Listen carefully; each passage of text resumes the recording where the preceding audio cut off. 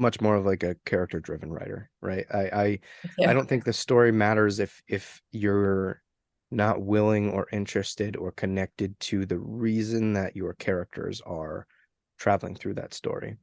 And so, yeah, I mean, it's such a singularly unique opportunity to create people who ultimately reflect parts of yourself, parts of your views, parts of your concerns about the world, and maybe concerns about yourself. It's incredibly cathartic.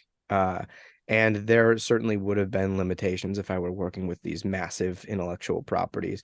I mean, truthfully, I would love to play with those toys. That desire to write a line of dialogue for Thor or for Daredevil will never go away. I will always want to leave my mark on those icons because I also think that like specifically with comics and American superheroes, they are the closest thing that America has to its own mythological pantheon. Yeah.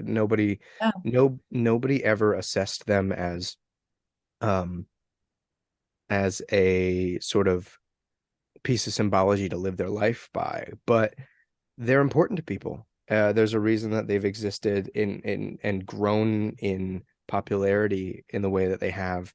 Um, and so I would always love to, uh, put my hands in that toy box and play around with those. But ultimately, if it's a choice between doing that and creating my own characters that address things that I want to talk about or express, then it will always be, the latter. I will always want to be able to have that pure expression of myself. And I think that one of the most interesting things about being a younger writer is that all of those things will change drastically over time. And they already have, in the 2 years that I've been doing this. The characters that I was interested in writing about and the narratives that I was interested in following them through are drastically different. Like the Helix Project is special to me in so many ways, but it's also incredibly different from the four stories in Minutes to Midnight.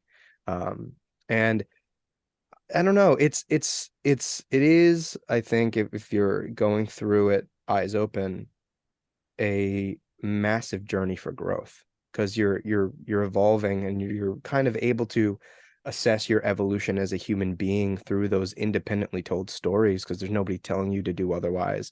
Mhm. And I think that's really fascinating for me to look back on, now that you asked the question.